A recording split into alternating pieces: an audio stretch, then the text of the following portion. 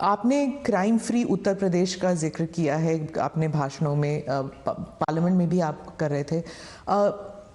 आपने कहा कि समाजवादी पार्टी जो है वो दंगाइयों की पार्टी है। आपने और योगी जी ने कहा कि गुंडे हैं उस पार्टी में। तो क्या आप और समाजवादी पार्टी कहती है कि उनकी खामियां हैं और इसलिए वो हम पर एलिगेशंस करते हैं। क्या आप ये आप कैटेगोरिकली कह सकते हैं कि यूपी जो है वो क्राइम फ्री की तरफ बढ़ रही है और ये हो सकता है, संभव है?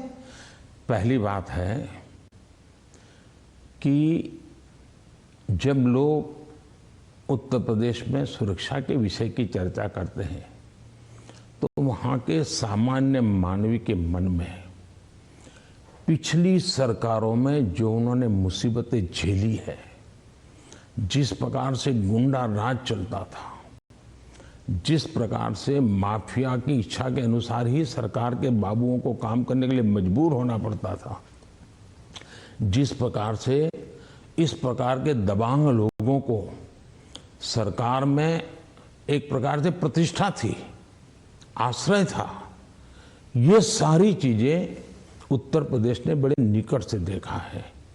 बहन बेटी घर के बाहर नहीं निकल पाती थी, ये उत्तर प्रदेश ने देखा है। आज उत्तर प्रदेश की बेटी कह रही है कि मैं शाम को अंधेरा होने के बाद भी अगर कहीं काम है तो जा सकती हूँ। ये जो विश्वास पैदा हुआ है वो मैं समझता हूँ सुरक्षा के लिए बहुत जरूरी है। और ये तब हुआ है, उत्तर प्रदेश में एक समय था गुंडे जो चाहे वो कर सकते थे। आज स्थिति ये है कि उनको हाथ जोड़ के कहना पड़ता है कि यहाँ बाहर मुझे रहना नहीं है तो मुझे जेल में ही रखो, ताकि वहाँ थोड़ी बहुत तो मेरी जिंदगी बच जाएगी, क्योंकि मेरे पाप। और हर कोई सरेंडर कर रहा है। बहुत से लोग हो सकता है सही रास्ते पर भी आ जाएंगे, जब देखेंगे कि भाई अच्छे रास्ते से भी जीवन जिया जा सकता है तो हो सकता है अच्छे रास्ते पर आ जाएंगे। लेकिन योगी जी ने सुरक्षा को प्राथमिकता दी है, कोई कॉम्प्रोमाइज नहीं किया है। कुछ लोगों को उसके कारण तकलीफ हो रही क्योंकि उनका कारोबार वही था। आज खास करके माताओं बहनों को जो सुरक्षा मिली है ये बहुत ही महत्वपूर्ण है। अब आप देखिए इतना बड़ा कुंभ का मेला हुआ, यानी हमारे देश में हुए कुंभ के मेलों में सबसे बड़ा कुंभ का मेला योगी जी के कालखंड में हुआ। करोड़ों की तादाद में लोग आए, कोई कानून व्यवस्था की समस्या नहीं हुई, कहीं चोरी की भी खबरें नहीं आई, जेब कतरे की खबर नहीं आई। ये किसी भी समाज को संतोष देने वाला विषय है, ये गौरव करने वाला विषय है।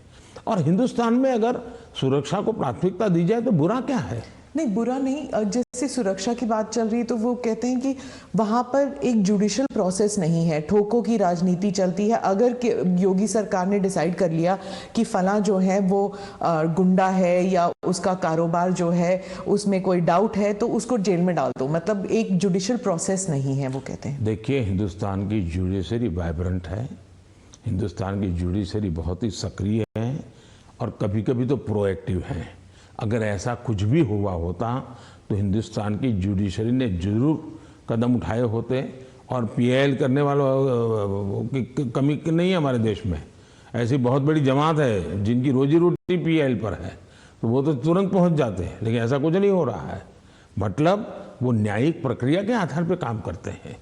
पर जैसे लखीमपुर खेरी का इंसिडेंट हुआ था और वो टेनी अभी भी जो हैं वो he still an important person BJP के लिए। तो ऐसे कई इंसिडेंट्स हैं, उसको लेकर जो वहाँ पर जो समाजवादी पार्टी है it has been successful in saying कि अगर कोई बीजेपी के साथ है तो वह वाइट वॉश हो जाते हैं उनके सारे क्राइम्स। मैं यही तो कह रहा हूँ कि सुप्रीम कोर्ट जो कमेटी बनाना चाहती थी राज्य सरकार ने सहमति दी, सुप्रीम कोर्ट जिस जज के नेतृत्व में तपास करना चाहती थी राज्य सरकार ने सहमति दी। राज्य सरकार ट्रांसपेरेंसी से काम कर रही है, तभी तो सुप्रीम कोर्ट की इच्छा के अनुसार सारे निर्णय करती है। आप डबल इंजन सरकार के बारे में काफ़ी बारी कह चुके हैं अपने स्पीचेस में। डबल इंजन सरकार से आप विश्वास जगाना चाहते हैं इलेक्टोरेट में कि विकास जल्दी हो जाएगा अगर दोनों तरफ मतलब सेंटर में भी और स्टेट में भी बीजेपी की सरकार रहेगी। लेकिन कुछ लोग समझते हैं कि इससे एक धमकी की तरफ देखते हैं कि अगर डबल इंजन सरकार नहीं है तो विकास में गतिरोध आ सकता है, वह विकास मतलब गाड़ी आगे नहीं चलेगी अगर ये डबल इंजन सरकार नहीं होगी तो। देखिए, परिवार में भी माँ बाप हमेशा सभी भाइयों बहनों को कहते हैं कि देखो भाई, हम सब मिलकर के इस दिशा में जाएं तो सब अच्छा होगा, और सब उसी दिशा में प्रयास करते हैं। कोई एक दूसरे के विपरीत नहीं करता है। इतना बड़ा देश है, अगर हम एक दूसरे से विपरीत करेंगे तो हमारे संसाधनों नष्ट हो जाएंगे, हमारे देश की भलाई करने की गति रुक जाएगी। और इसलिए देश के लिए बहुत आवश्यक है कि लोगों के कल्याण के काम हम मिल बैठ के करें और ज़्यादा तेजी से करें। और उसमें भी अगर हम राजनीति करने जाएंगे, मेरा राज्य है मैं मेरी मर्जी से करूंगा, ऐसा करेंगे तो कितना नुकसान होता है मैं एक योजना बताता हूं।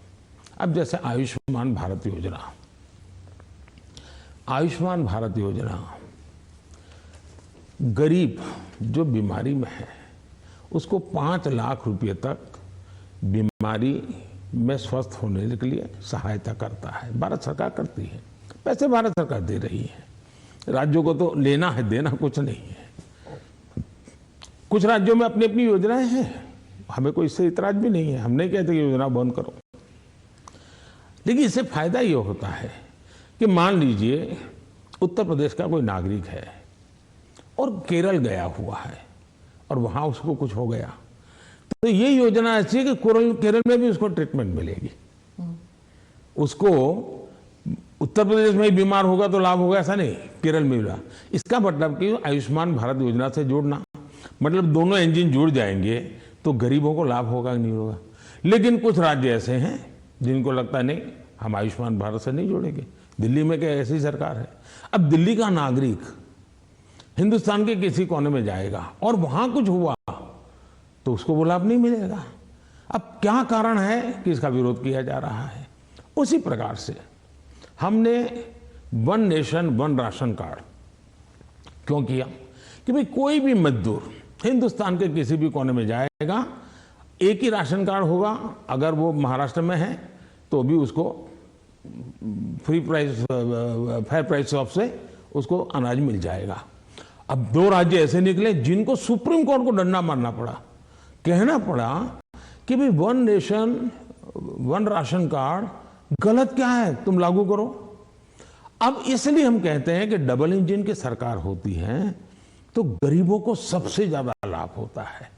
अब जैसे जीएसटी कानून आया, पहले हमारे देश में हर जगह पर टैक्सेशन की सिस्टम इतनी अलग अलग थी कि विदेश के निवेशक जो होते थे उनको बहुत दिक्कत होती थी। भाई हमें एक राज्य में अगर कारखाना लगाते हैं तो हमें वहां इस प्रकार का प्रॉब्लम होता है, दूसरे में लगाते हैं तो दूसरा होता है। अब जीएसटी होने के कारण उनको भी सहूलत हो गई। तो हम जो ये कह रहे हैं कि भाई डबल इंजन की सरकार, हम ऐसी व्यवस्थाएं करें, अपनी विविधता को बनाए रखना है, भारत की विविधता ही उसकी ताकत है, लेकिन व्यवस्थाओं को भी बनाए रखना है। और इसलिए हम कहते हैं कि जब डबल इंजन लगता है तो ताकत बहुत बढ़ जाती है, हमारी शक्ति वेस्ट नहीं होती है। हमें इसका उपयोग सिर्फ और सिर्फ देश का कल्याण, गरीबों का कल्याण, देश के युवाओं का भला, इतना ही हमारा अर्थ है।